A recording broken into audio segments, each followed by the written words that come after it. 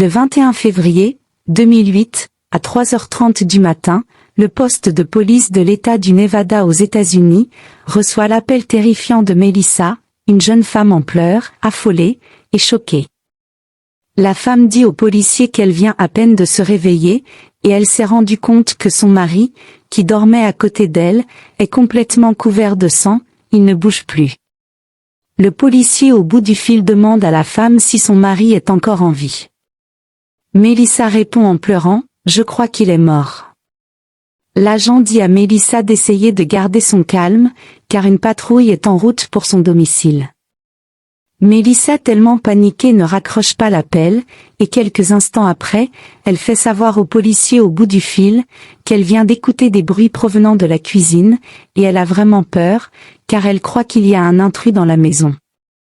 Lorsque la police arrive sur les lieux, ils trouvent la porte de la maison grandement ouverte, le domicile est complètement dans le noir. Un silence glaçant accueille les policiers. Ils entrent par le salon, et se fraient un chemin à l'aide de leurs torches. Les policiers entrent dans la première chambre, ils voient une personne allongée sur le lit, couvert de la tête aux pieds avec une couverture. Les policiers crient sur la personne en disant « Sortez les mains en l'air ». Mais la personne ne réagit pas. Alors les agents avancent vers lui, et lui retirent la couverture du visage, tout en criant « Ne bouge pas ». La personne se réveille en étant sous le choc en voyant les policiers devant lui. Il laisse croire aux policiers qu'il était profondément endormi, et qu'il ne les a pas écoutés bien avant. Cette personne c'est Craig, le petit frère de Melissa. En ressortant dans le couloir, les agents voient Melissa en état de choc. Tout effrayée, en pleurs, et surtout couverte de sang. Elle tient sa fille de 6 ans, nommée Alyssa, dans une main, et son téléphone portable dans l'autre main.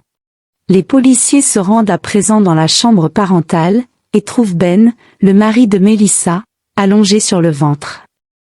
Son corps est plongé dans une mare de sang, il a reçu une balle en pleine tête, juste au niveau de la nuque.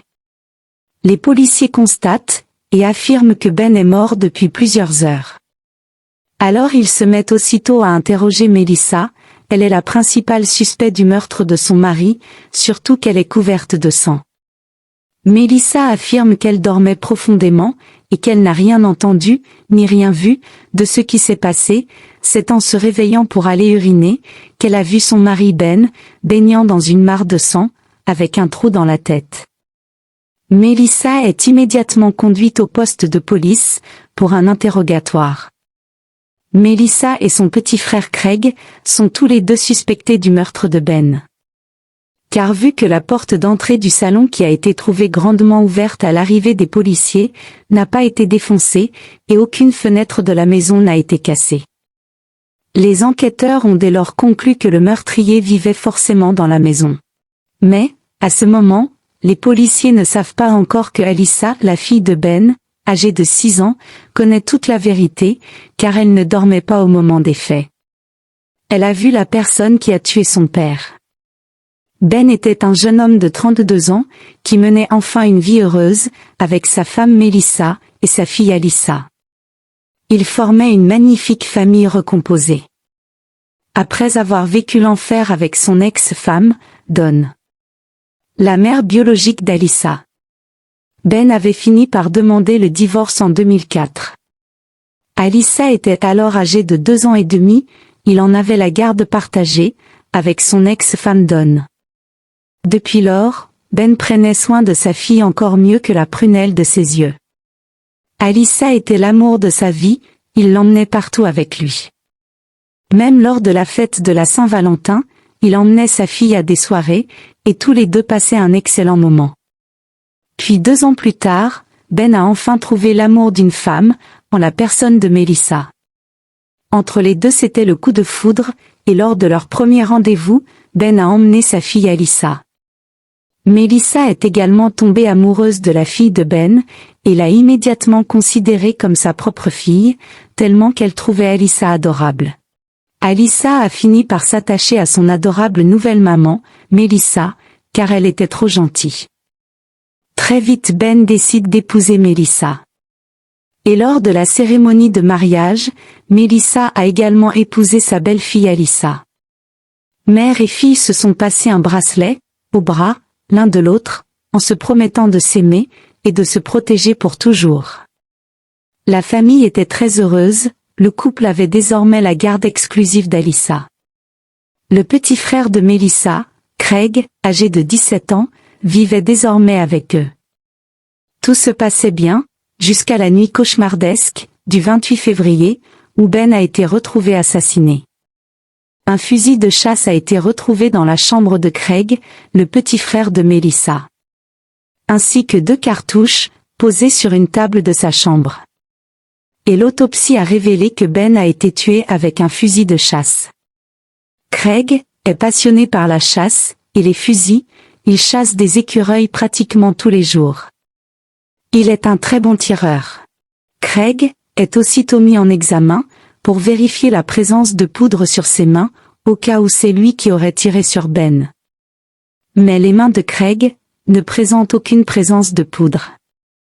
Les enquêteurs sont toujours à la recherche du coupable, jusqu'à ce que Alyssa, la petite fille de 6 ans, affirme aux policiers qu'elle ne dormait pas au moment des faits, et qu'elle a vu la silhouette d'une personne entrer dans la maison. L'enquête est immédiatement redirigée vers Dawn, la mère biologique d'Alyssa, qui aurait plusieurs raisons d'en vouloir à son ex-mari Ben. Mais, lors de son interrogatoire, Dawn nie toute implication dans le meurtre de son ex-mari Ben. Elle affirme avoir un alibi pour la nuit du meurtre, et dit aux enquêteurs que la nuit où Ben a été tué, elle n'est pas sortie de sa maison, et a passé toute la nuit avec James, qu'elle présente comme étant son ami. Mais les enquêteurs ont des doutes sur la version de Dawn, car elle est une toxicomane, qui a été condamnée à plusieurs reprises pour des faits de délinquance, tels que des vols. C'est la raison pour laquelle Ben avait décidé de demander le divorce. C'est également la raison pour laquelle elle avait perdu la garde de sa fille Alyssa. Alors les enquêteurs se méfient d'elle, et poussent leur enquête, en interrogeant son fameux ami, James. Lors de son interrogatoire, James est très nerveux, il se met à crier sur les enquêteurs, en leur disant qu'il n'a pas tué Ben, et qu'il n'avait aucune raison de le faire, car il ne le connaissait pas. Les enquêteurs trouvent sa réaction, et son comportement plus que suspect, au point d'être convaincus que James est impliqué dans le meurtre de Ben. Alors les enquêteurs décident de suivre James, partout, à la recherche des preuves solides pouvant le relier au meurtre. Pendant ce temps, les policiers ont mis la main sur des caméras de vidéosurveillance, qui prouvent que James était dans un magasin la nuit du meurtre, juste quelques minutes avant que Ben ait été tué. Cela revient à dire que James et Dawn ont menti sur le fait qu'ils ne sont pas sortis de la maison de Dawn, la nuit du meurtre. De plus, les enquêteurs découvrent que Dawn et James ne sont pas juste de simples amis, mais ils sont plutôt en couple. Alors quelle est la raison pour laquelle ils ont menti sur leur relation? Les enquêteurs ont leur petite idée là-dessus, et le témoignage inattendu et surprenant d'un jeune homme nommé David va faire basculer l'enquête de façon incroyable et inimaginable. Ce jeune homme n'est nul autre que le premier fils de Dawn, la mère de la petite Alyssa. David est donc le demi-frère d'Alyssa. David affirme aux enquêteurs qu'il a quelque chose à leur dire à propos du meurtre de Ben, car il a vu et écouté plusieurs conversations entre sa mère Dawn et son petit ami James. En effet, David dit aux enquêteurs qu'il a écouté sa mère demander à James de tuer Ben, car elle était jalouse par rapport au fait qu'il était de nouveau heureux avec sa fille et sa nouvelle femme Mélissa. Mais surtout pour qu'elle n'ait plus à payer la pension alimentaire de $200 par mois pour sa fille Alyssa. Tout cela a été le mobile du crime crapuleux commis envers Ben. David rajoute que sa mère Dawn est une mère négligente et inconsciente qui se shootait à longueur de journée et qui n'a jamais bien pris soin de ses enfants. Bien au contraire, elle négligeait ses enfants de façon insoutenable. On aurait dit qu'elle n'a aucun instinct maternel. James a fini par avouer que Dawn lui a demandé de tuer Ben. La nuit du meurtre, c'est la silhouette de sa propre mère Dawn, que Alyssa a vue, devant la porte de sa chambre, car Dawn a accompagné son petit ami James, dans la maison, pour se rassurer qu'il allait vraiment exécuter son ex-mari. James révèle aux enquêteurs qu'après avoir tiré une balle dans la tête de Ben, avec un fusil de chasse, il a pointé son arme sur la tête de sa femme Melissa, car il avait l'intention de la tuer également, mais il a fini par se désister, puis il est sorti de la chambre, et de la maison en courant. Il est monté dans la voiture de Dawn, qui l'attendait garée devant la maison. Lors de leur procès qui s'est tenu 4 ans plus tard, Alyssa, la fille de Ben, avait à présent 10 ans. Elle était toujours inconsolable de la perte de son père. Surtout sachant que c'est sa propre mère qui a commandité son meurtre.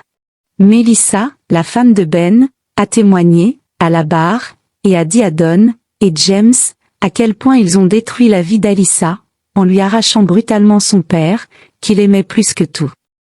James a été condamné à la prison à perpétuité, sans possibilité de liberté conditionnelle.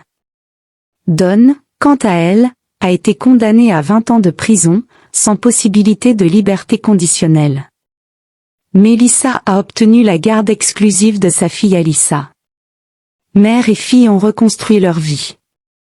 David, le fils de Dawn, qui a fait condamner sa mère par son précieux et courageux témoignage, a rejoint l'armée. Il est à présent un digne et vaillant soldat. Que pensez-vous de ce fait divers sombre? Dites-le nous en commentaire. Abonnez-vous, pour ne manquer aucune vidéo similaire.